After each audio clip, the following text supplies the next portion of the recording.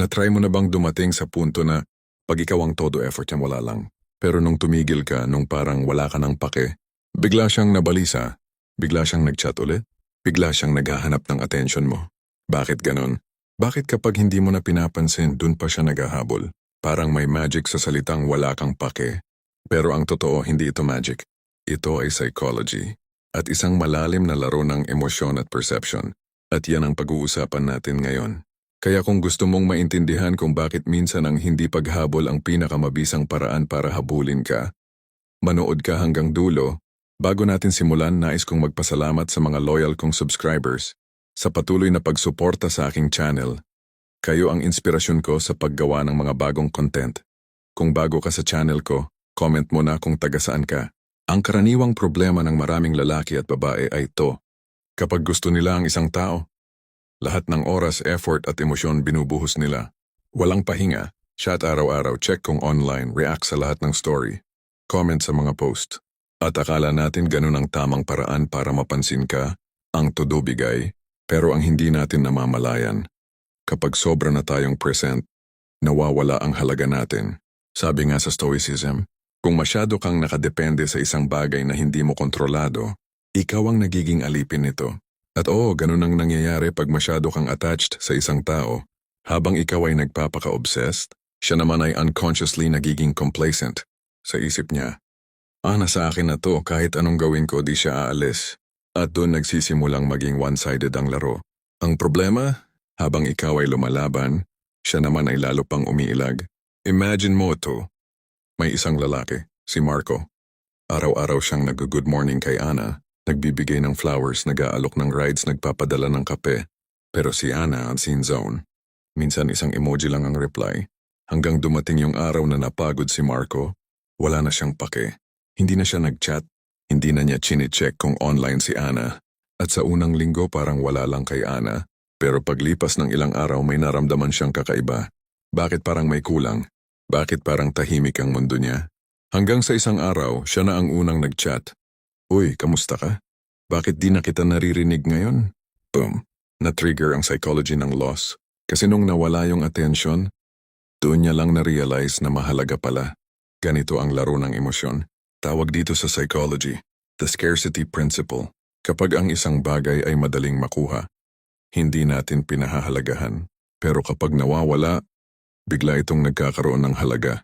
Kaya kapag wala kang pake, ang message na ipinapadala mo ay, hindi mo ako kayang kontrolin, at ang ganong enerhiya ay nakakaakit kasi bihira. Parang isang pabango na hindi mo madalas maaamoy. Kapag dumaan mapapalingon ka. Ganyan ang aura ng taong may sariling center of gravity. Hindi siya nagsusumikap para mapansin, pero mapapansin mo siya kahit wala siyang ginagawa. Ang pinakamalupit pa, kapag ramdam ng isang tao na wala ka ng pake, nagkakaroon siya ng tanong sa isip niya, may nagawa ba akong mali? May iba na ba siya? Bakit parang hindi na siya interesado? At kapag may tanong na ganon, may pag-iisip. Kapag may pag-iisip, may paghabol. Sa simpleng salita, ang kakulangan ng pansin mo ay nagiging gamot para ma-realize niya ang presensya mo. Pero teka lang, hindi ibig sabihin na magpaka-cold ka na lang lagi. Hindi rin ito laro ng pa-hard to get lang. Ang tunay na essence ng wala kang pake ay hindi ang pagpapanggap na di mo siya gusto, kundi ang pagkakaroon ng control sa sarili mong emosyon. Sabi nga ng mga Stoic, ang tunay na kalayaan ay kapag ikaw ang may kontrol sa sarili mong reaksyon, kapag wala kang pake sa mga bagay na hindi mo naman kontrolado, tulad ng replies niya, mood niya, or attention niya, nagsisimula kang magkaroon ng power. At yan ang paradox ng buhay at relasyon. Kapag di mo pinipilit, mas lumalapit. Kapag di mo hinahabol, mas ikaw ang gustong habulin. Ang solution dito ay hindi ang maging manhid, kundi ang maging centered. Maging lalaki o babaeng may sariling misyon, sariling purpose. Yung tipong kahit wala siya, tuloy ang buhay mo. Yung presence mo ay hindi nakadepende kung magre-reply siya or hindi. Dahil ang tao ay naa-attract sa mga taong hindi needy. At ang taong may sariling mundong umiikot sa kanya, ay lagi at lagi ring gustong pasukin ang iba, parang araw at buwan. Kapag masyado kang malapit, nakakasilaw. Pero kapag lumayo ka ng kaunti, dun ka mas na-appreciate. Parang music, pag paulit-ulit mong naririnig, nakakasawa. Pero pag matagal mong hindi napakinggan, bigla mo itong hahanapin. Parang text. Kapag lagi kang nag-scene zone, madali siyang makalimot. Pero kapag ikaw ang naging misteryosong hindi na nagpaparamdam, Ikaw ang iniisip niya bago matulog. Minsan kailangan mong tumahimik para marinig ka, kasi ang tahimik na presensya ay mas malakas kaysa libu-libong mensaheng wala naman ng sinasabi. Kapag tumigil ka na maghabol, dun niya marirealize kung gaano ka kahalaga. Kasi ang tao ay madalas natututong mag-appreciate kapag wala na ang ina-appreciate. Ang tunay na lakas ay yung kayang kontrolin ang sariling emosyon, kahit gustong-gusto mo na. Kasi yun ang nagpapakita na hindi ka bihag ng pagmamahal, ikaw ang may hawak nito. Sa huli, ang wala kang pake ay hindi kawala ng emosyon, kundi pagpapakita ng disiplina. Ito ang uri ng stoic self-control na hindi madalas maintindihan ng mga taong sobrang attached. Kapag natutunan mong mag-detach sa resulta, nagiging malaya ka. At ang freedom na yon ay isang uri ng enerhiya na ramdam ng ibang tao. Ramdam niya na hindi mo kailangang manghawak para mapansin. Ramdam niya na kahit wala siya, kumpleto ka. At yun ang uri ng confidence na hindi mapeke. Minsan mas nakakabaliw yung taong hindi ka naman tinataboy, pero parang wala ring pake. Hindi siya nagsasalita, pero ramdam mong may gusto ka pa rin. At kahit anong effort mong basahin siya, tahimik lang siya. Pero bakit ganun? Bakit habang siya'y tahimik, ikaw naman ay lalong nauulol sa kakaisip? Ang sagot? Kasi ang utak ng tao likas na naaakit sa uncertainty. At ang wala kang pake ay ang pinakamalakas na anyo ng uncertainty. Ang problema sa karamihan sa atin, gusto natin ng control. Gusto nating siguraduhin na gusto rin tayo ng gusto natin. Gusto nating maramdaman na secured tayo, na may kasiguraduhan. Kaya kapag hindi tayo pinapansin, natataranta tayo. Ang tawag dito sa psychology ay the need for validation. Gusto natin ng kumpirmasyon. Gusto natin ng assurance na may halaga pa rin ako sa kanya. Pero isipin mo to, paano kung yung taong gusto mo marunong magpakita ng detachment? Yung hindi mo mabasa, yung tahimik lang kahit alam mong dati, siya ang laging nauuna, dun ka nagiging balisa. Kasi sa utak ng tao, ang kawalan ng kontrol ay nagtitrigger ng dopamine chase. Gusto mong makuha yung dati, gusto mong makabalik sa atensyon na nawala. At dun mo mararanasan yung tinatawag na psychological craving. Hindi mo siya gusto dahil gusto mo talaga siya. Gusto mo siya kasi gusto mong makuha ulit yung feeling ng ako ang gusto niya. Ganito kasi ang pattern ng tao. Kapag lagi kang available, nagiging normal ka. At kapag normal ka, hindi ka na nakakapanabik. Pero kapag bigla kang naglaho, nawalan siya ng access sa'yo, doon niya lang nare-realize ang halaga mo. Imagine mo may paborito kang kape araw-araw. Hindi ka nagde-day off sa pag-inom. Wala na, normal na lang. Pero isang araw, naubos ang stock. Wala kang mahagilap. Bigla mong may isip, grabe, hindi ko pala kayang wala yon. Ganon din sa relasyon. Habang lagi kang present, akala niya laging may susunod. Pero nung nawala ka, doon niya lang naramdaman ang emptiness. Tawag ng psychology diyan, the law of contrast. Hindi mo marirealize ang halaga ng presensya hanggat di mo nararanasan ang pagkawala. At doon, nagsisimula ang habol. Hindi dahil nagbago ang nararamdaman niya, kundi dahil nabago ang perception niya. Ang dating taken for granted biglang naging rare. Ang dating predictable biglang naging mysterious. At ang utak ng tao natural na naakit sa mga bagay na hindi pa niya lubos nakukuha. Isipin mo si Jake at si Mia. Si Jake, typical na mabait na lalaki. Laging nandyan, laging tumutulong, laging online kapag kailangan ni Mia. Si Mia, sanay. Sanay na si Jake ay laging nariyan. Kaya kahit anong mood niya, alam niyang may Jake na handang sumalo. Pero isang araw, tahimik si Jake. Hindi na agad nagre-reply. Hindi na nagsasend ng memes. Walang comment sa post niya. At hindi na siya unang nag-scene. Sa una walang pake si Mia. Pero nang tumagal, nagsimula siyang magtanong sa sarili. May nagawa ba akong mali? Bakit parang may nagbago? At dahil hindi niya alam ang sagot, dun siya napuno ng mental noise. Ang dating predictable si Jake, biglang naging puzzle. At anong ginagawa ng utak kapag may puzzle? Hinahanap ang sagot. Kaya siya na mismo ang naghahanap kay Jake. Kanyang gumagana ang reverse psychology of detachment. Ang hindi paghabol ay nagiging imbitasyon para habulin. So paano mo magagamit ito ng matalino? Hindi manipulative. Ang sagot? Detachment with self-purpose. Hindi ito pa hard to get. Hindi ito laro. Ito ay pagbabalik sa sarili mo. Dahil kapag natutunan mong maging okay kahit wala siya, ramdam ng tao ang confidence mo.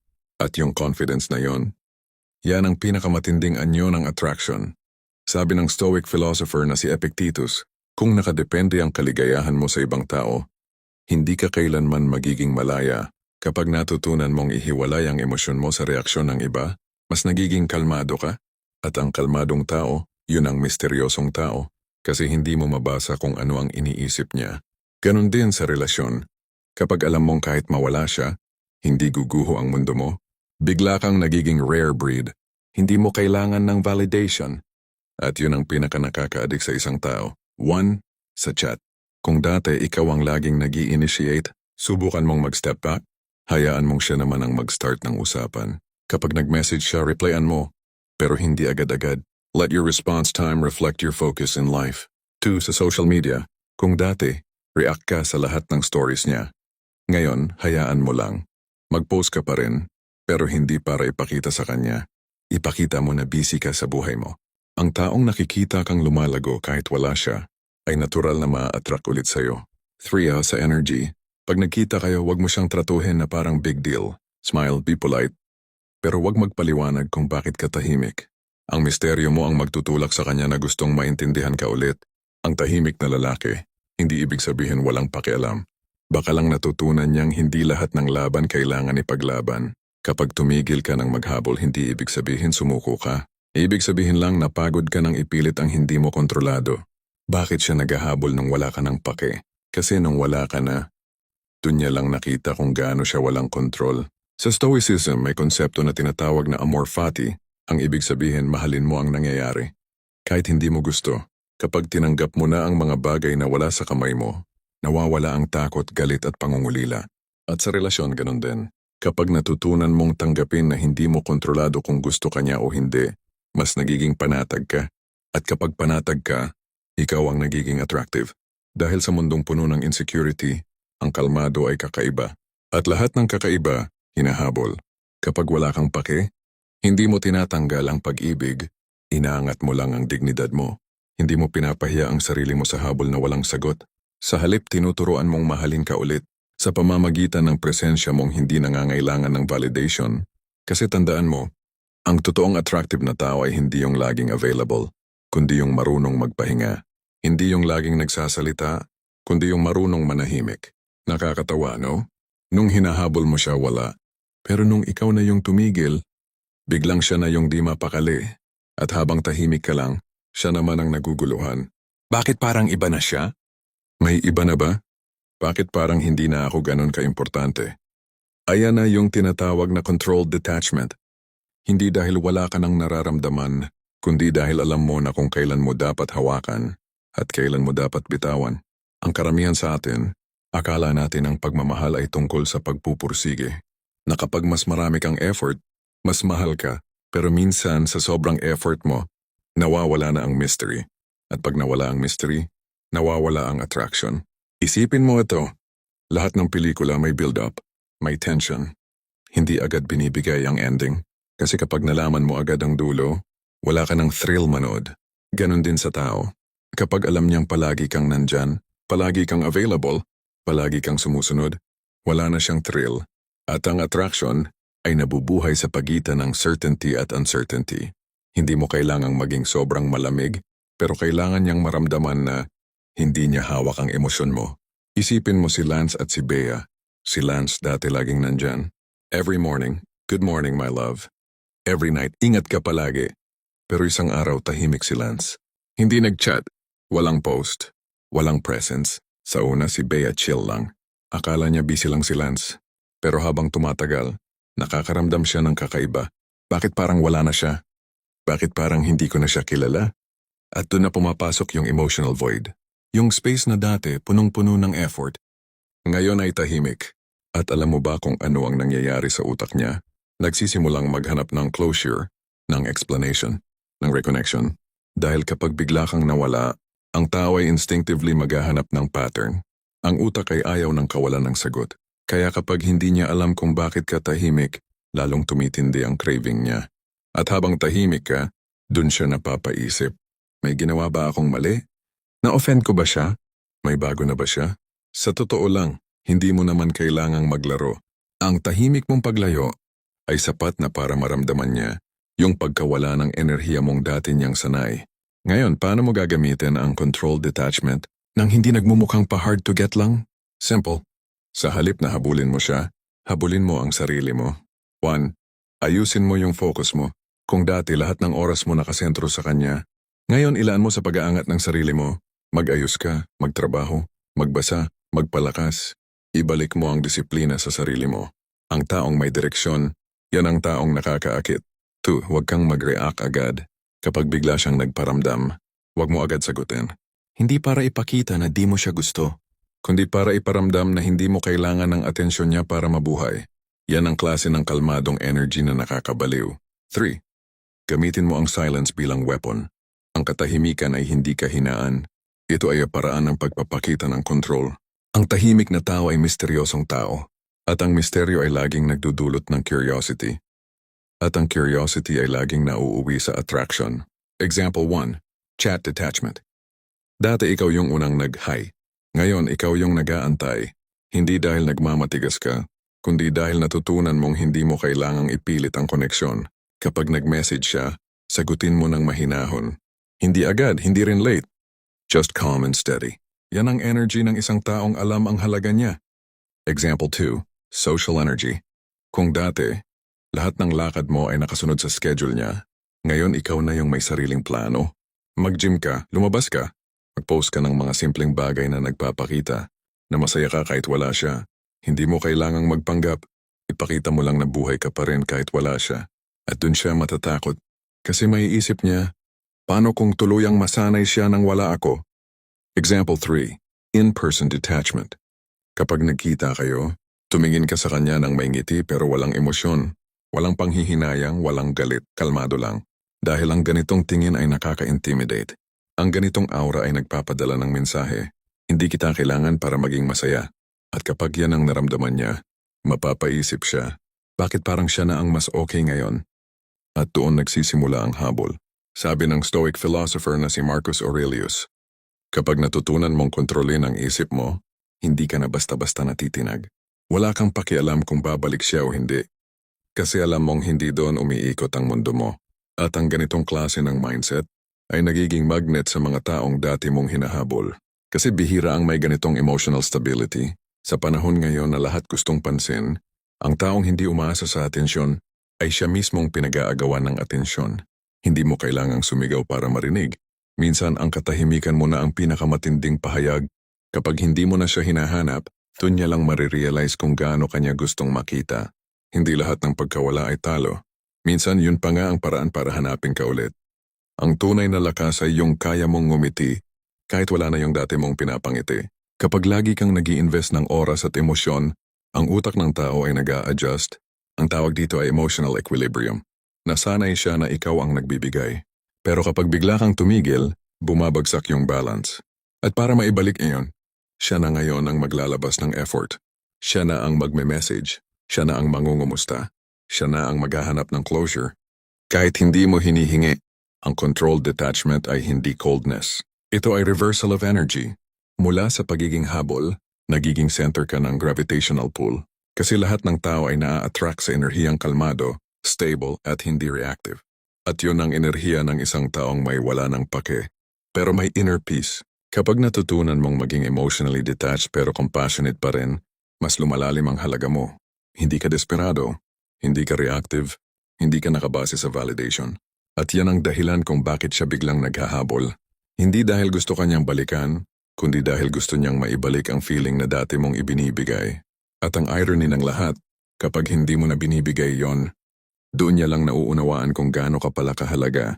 Kaya sa susunod na maramdaman mong parang nawawala na ang interes niya, huwag mong habulin, magpahinga ka, ayusin mo sarili mo. Ibalik mo yung enerhiyang ibinigay mo sa kanya dahil kapag natutunan mong maging payapa kahit wala siya, siya mismo ang hindi mapakali. Kapag wala ka ng pake, pero siya hindi mapakali. Tahimik ka lang, pero siya laging nagtataka kung anong nasa isip mo.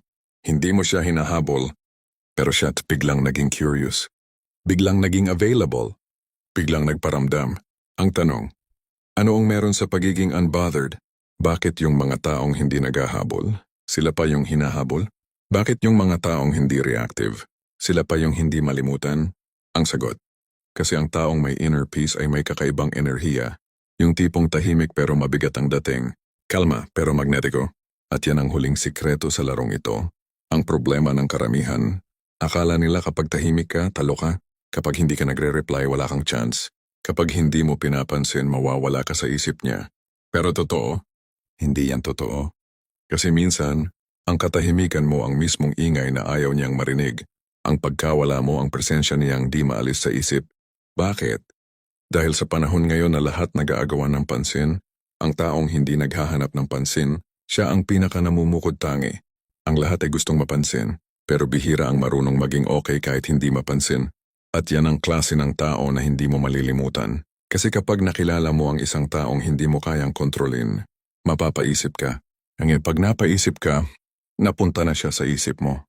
At doon nagsisimula ang attraction. Isipin mo si Carlo at si Liza. Nung una si Carlo ang laging nagte-text, laging nagtatanong, laging nag-aalok ng tulong. Pero napagod siya. Unti-unti siyang umatras. Tahimik. Hindi na nagpaparamdam. At si Liza? Nung una, okay lang. Pero habang tumatagal, napansin niyang iba na ang atmosphere. Tahimik. Wala ng Carlo. Walang meme, walang kamusta. At doon na nagsimula ang disturbance. Kasi dati alam niyang andiyan si Carlo. Predictable. Pero ngayon hindi na. At yung kawalan na yon, yun mismo ang naging dahilan ng pagkagusto niyang muli. Naalala mo yung sinasabi ng mga Stoic? The more you need something, the more it controls you. Noong si Carlo ay kailangan pa si Liza ang may control. Pero noong si Carlo ay marunong nang maging kalmado kahit wala siya, bumalik ang balanse. At sa pagkakataong ito, si Liza naman ang naguguluhan. So paano mo gagawing weapon ang pagiging unbothered? Nang hindi nagmumukhang pa-cool o fake? Ang sagot. Gamitin ang inner peace bilang magnet, hindi armor. Hindi ito pagpapanggap. Ito ay pagpili. Ng tahimik na kumpiyansa, ng respeto sa sarili, ng kapayapaang hindi mo hinahanap sa ibang tao. 1. Maging centered sa sarili. Magkaroon ka ng routine, misyon o disiplina na hindi nakasentro sa kanya. Kapag nagising ka sa umaga, hindi sana nag-message siya ang una mong iniisip, kundi ano ang gagawin kong makabuluhan ngayon. Kasi tandaan mo, ang taong may direksyon ay hindi madaling kalimutan. Ang taong busy sa pag-angat ay nagiging inspirasyon, hindi option. 2. Panatilihin ang kalmadong energy. Kapag nagparamdam siya, huwag kang magmadali. Huwag mo siyang husgahan, huwag mo ring iwasan. Pero huwag kang magpaapekto. Ang pananatiling kalmado sa harap ng dating nagpapayanig ng mundo mo ay tanda ng tunay na emosyonal na maturity. 3. Master the energy shift. Kapag alam mong ikaw ang dating nagcha-chase, ibalik mo yung power sa sarili mo. Hindi mo kailangang ipakita na masaya ako nang wala ka. Iparamdam mo lang na kumpleto ka talaga kahit wala siya. Yan ang level ng confidence na hindi peke. 4. Learn the art of controlled response. Kapag nag-message siya, sagutin mo ng may grace. Hindi bitterness, hindi coldness. Halimbawa, "Uy, kamusta ka? Long time no chat." Instead of "Finally, naalala mo rin ako," sabihin mo lang, "Ayos lang, medyo busy lang lately, ikaw?" Simple, polite, pero detached. Walang emosyon pero may dignity. At sa simpleng linya na yan, mararamdaman niya, nagbago ka. At doon magsisimulang magtaka ang isip niya. Anong nagbago sa kanya? At ang utak na curious, ay utak na nag-iisip ng paraan para bumalik sa'yo. Example 1. Online behavior. Dati nagla-like ka ng lahat ng post niya. Ngayon, hindi mo na kailangang mag-react sa kanya. Hindi dahil nagmamatigas ka, kundi dahil mas gusto mo nang maglaan ng oras sa sarili mong content. At habang nakikita niyang umaangat ka, nagiging silent competition ka sa isip niya. Example 2. Social detachment. Dati ikaw yung laging andiyan sa events, laging available kapag nagyaya siya. Ngayon, minsan wala ka. Hindi dahil pinapahirapan mo siya, kundi dahil may ginagawa kang mas mahalaga. At doon, unti-unti niyang marirealize na hindi na siya sentro ng mundo mo. Example 3. Emotional calmness. Kapag nagkwento siya tungkol sa ibang tao, dati napipikon ka, ngayon nakikinig ka lang. At sa simpleng pagngiti mo at pagsabing, "Ayos yan, mukhang masaya ka ah." Bigla siyang matutulala. Kasi hindi niya in-expect na kaya mo nang maging okay. Kahit hindi ka na ang dahilan ng ngiti niya, at yung level ng kalmado mong yon, mas matindi pa sa kahit anong pa-cute o pabango. Ang katahimikan ay hindi palaging tanda ng kawalan ng pakialam. Minsan tanda yon ng taong marunong ng pahalagahan ng sarili. Hindi mo kailangang ipakita na okay ka kapag totoo kang okay. Ramdam nila kahit wala kang sinasabi. Ang taong marunong ng hindi maghabol, siya ang palaging hinahabol. Hindi ka manhid, disiplinado ka lang. Hindi ka malamig. Marunong ka lang magpainit sa tamang tao sa tamang oras. At ang ganitong disiplina ay nagre-resulta sa kakaibang karisma, karisma ng taong hindi kailangan ng spotlight, pero siya lagi ang napapansin. Ang stoic calm ay hindi para magmukhang malakas. Ito ay para manatiling totoo sa sarili mo kahit anong mangyari. At kapag naabot mo na yan, ikaw na mismo ang nagiging peace na hinahanap ng iba. Kapag nasa level ka na ng pagiging unbothered but aware, hindi mo na kailangan magpanggap. Hindi mo kailangang maging misteryoso kasi totoo ka na. Hindi mo kailangang magpanggap na hindi mo siya gusto. Pero hindi mo na rin kailangang ipakita. At yan ang nakakadik. Ang pagiging kalmado mo sa gitna ng emosyon ng iba ay parang apoy sa gitna ng gabi. Hindi maingay pero hindi mo kayang hindi pansinin. Yung tahimik mong kumpiyansa ay nagiging contrast sa gulong-gulo niyang isip. At sa tuwing iniisip niya kung bakit hindi ka nakatulad dati, doon siya mas nahuhulog. Hindi sa kung sino ka noon, kundi sa kung sino ka ngayon. Yung taong marunong nang pumili ng kapayapaan kaysa habol. Hindi mo kailangang pilitin ang atensyon ng iba kapag alam mong buo ka na kahit mag-isa. Ang taong marunong magmahal sa sarili, hindi kailangang habulin. Kasi siya mismo ang direksyon ng iba. Kaya kung gusto mong habulin ka, hindi mo kailangang tumakbo palayo. Ang kailangan mo lang, tumigil, huminga at alalahanin kung sino ka bago mo siya nakilala. Dahil pag bumalik ka sa sarili mo, lahat ng bagay na para sa'yo, kusang babalik din. Kapag wala kang pake, mas lalo siyang naghahabol. Hindi ito laro. Ito ay leksyon ng self-respect, patience at emotional mastery. Kasi sa dulo, ang taong hindi marunong mapagod sa habol ay laging talo. Pero ang taong marunong magpahinga ay laging pinapahabol. Huwag mong hayaang ang emosyon mo ang magdikta ng halaga mo. Dahil sa sandaling marunong ka nang maging payapa sa katahimikan, dun mo mararamdaman ang tunay na kapangyarihan. At dun ka rin mas lalo niyang hahanapin. Kung may natutunan ka sa video nating ito, i-comment mo sa baba. Tahimik pero malakas. At huwag kalimutang i-like, i-share at i-subscribe para sa susunod nating topic. Kung saan pag-uusapan natin kung paano gamitin ang stoic mindset para makuha mo ang respeto, hindi lang ng babae, kundi ng kahit sino.